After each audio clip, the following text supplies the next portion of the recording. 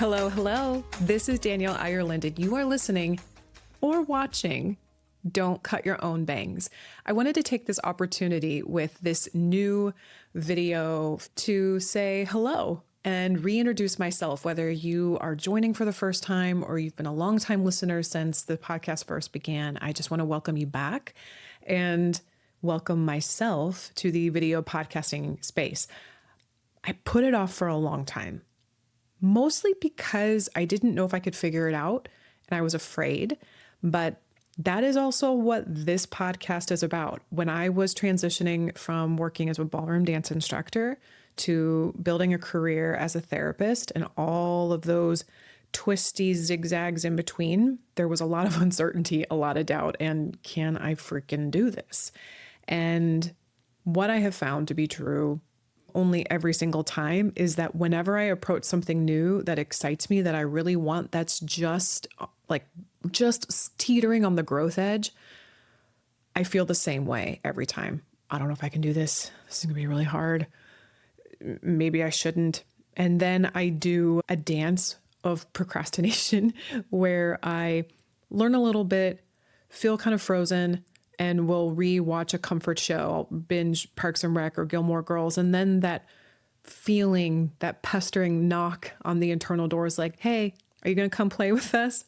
And so then I try to pick the baton back up and learn a little bit more. And so inch by inch, I find myself here on video doing a podcast, which actually feels great. But that's the other thing too. It's like, if you can get over your fear just enough to try to do the thing and you start doing the thing you've been putting off, almost every time you find out, oh, it was really not as scary as I thought, or nor was it as hard as I thought. What I wanted to do was reintroduce myself, if you're new to the podcast, and give you an idea of what you can expect in these upcoming episodes, because I'm figuring it out too. And then also just share a little bit about what I've been doing between the last time I was really recording consistently and now, and hopefully humanize the gap and just kind of rev myself back up into doing something that I love, which is sharing the space with you. So what have I been doing? I wrote a children's book. It is called Wrestling a Walrus for Little People with Big Feelings. I'm a parent of two. I have a 4-year-old and a 1.5-year-old, and they have big freaking feelings. I haven't decided yet if I'm going to openly curse. At every podcast I've ever done, I let myself curse, but somehow, like this being on video, I feel different about it. We'll figure that out along the way too. But I wrote this book, and I actually did a mini series about the writing process with Emily Sutherland, who is the woman who helped me edit the book, who has been my children's book guiding light in this whole writing, processing, and cultivating / self-publishing process. And so if you want to do a deeper dive into that, you can. It's only in audio, it's not video. But this book is a big reason why I'm excited in a renewed way to record this podcast and put it in another format that potentially makes it more accessible, because I believe in this book. I love this little book. It's a little book with a big idea. And that idea has been, I think, the heartbeat of what made me love this work in the podcast space, as well as the work I do as a therapist, which is when we confront a seemingly insurmountable obstacle. And in this case, it happens to be a large feeling or a walrus. But when we confront something that seems impossible, we will use every well-worn, familiar, mostly ineffective way to tackle that obstacle. And because what we want is for the obstacle to not be an obstacle. What we want is for the obstacle to change. But what I know through my own lived experience, and what I know through walking hundreds and hundreds and hundreds of people through their most painful processes, is that what makes the obstacle move is an internal movement. Emotions are energy in motion. They want you to move. They have something for you to learn. And that's what I want to talk about here in this space. So we will have a combination moving forward of solo casts where it'll be like this with me, just you and me here in this space, talking about really key specific takeaways that come through my practice as a therapist. I'm not going to be sharing any secrets from what clients are divulging personally, but there's this beautiful balance between specificity of a moment that seems so unique to an individual that almost the deeper you go in, what you find on the other side is this universality, this common thread that is bigger than the individual, that's bigger than the story. And it's something we can all learn from and grow from together.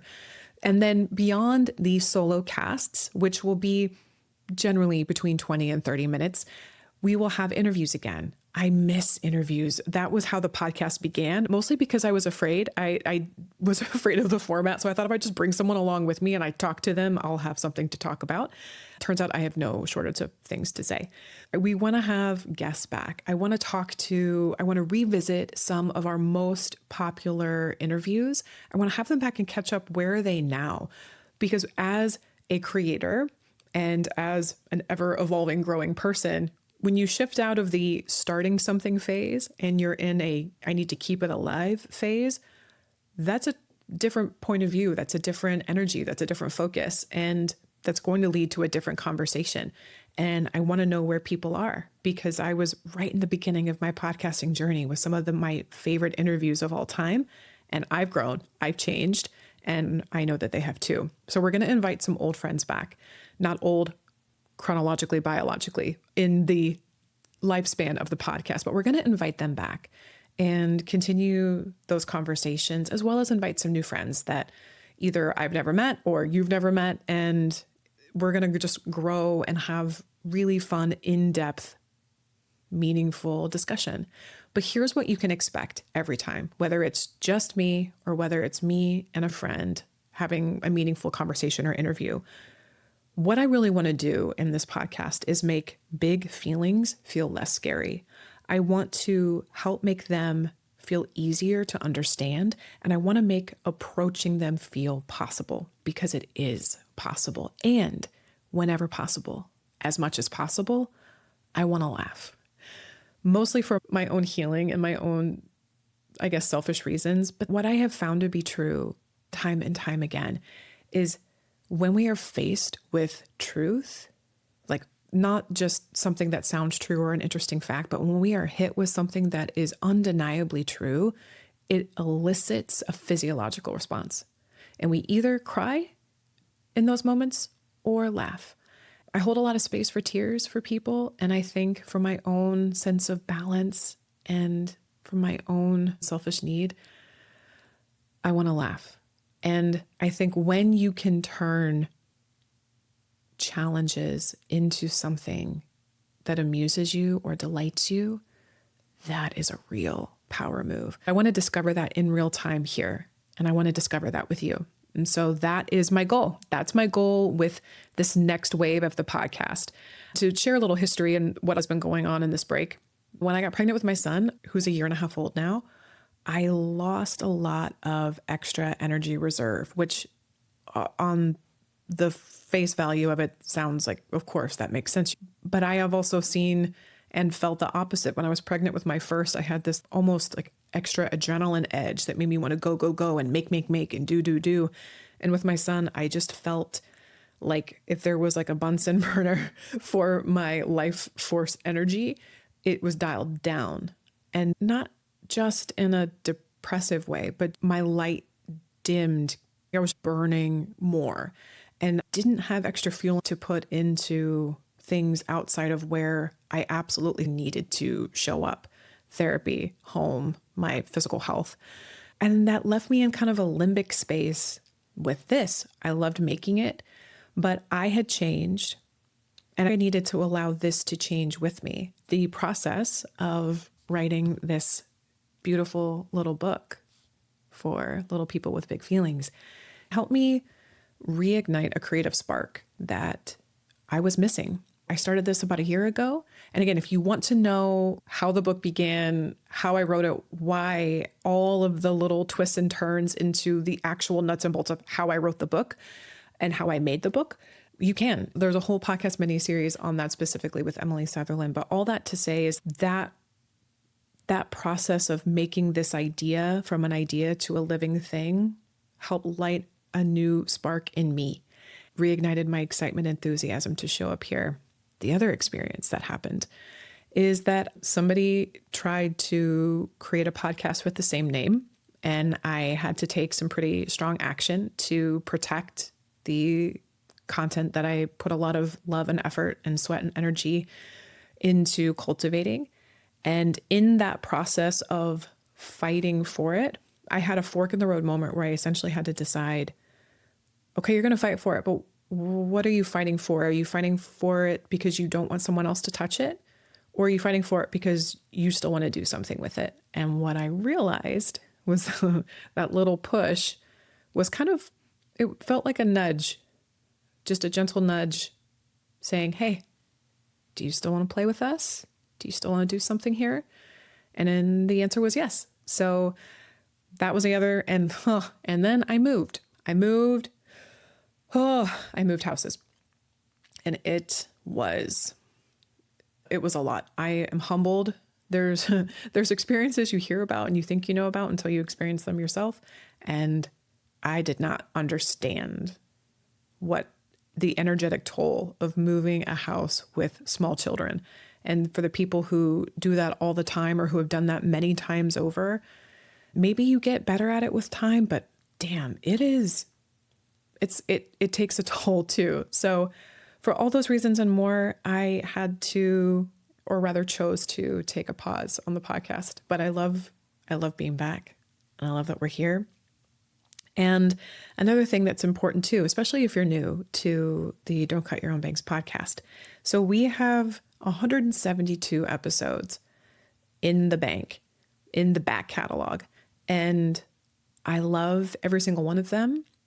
But what I want to do is make, for new people that are discovering the podcast for the first time, I want to make your lives a wee bit easier. And so what I've done is gone through and combed through the archives, and the 50 most listened to, most downloaded episodes, those are the ones that are going to remain, and everything else is going to stay in the back catalog. A lot of great episodes and interviews and solo casts. But what you're going to see if you are just listening to this, when you file back, you're going to see the top 50 most listened to, most downloaded episodes.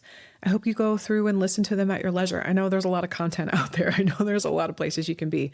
But yeah, those are some real gems that are sitting there for you. And mostly, I just want to say thank you if you're still listening. Thank you for being here. Thank you if you've been there since the beginning. Thanks for still listening. Thanks for joining me in this new journey in video. I'm going to continue to learn and get better and hopefully improve. And this is going to be really fun. This is going to be an awesome adventure. And as always, your time, your care, your attention, and your presence here, they mean the world to me.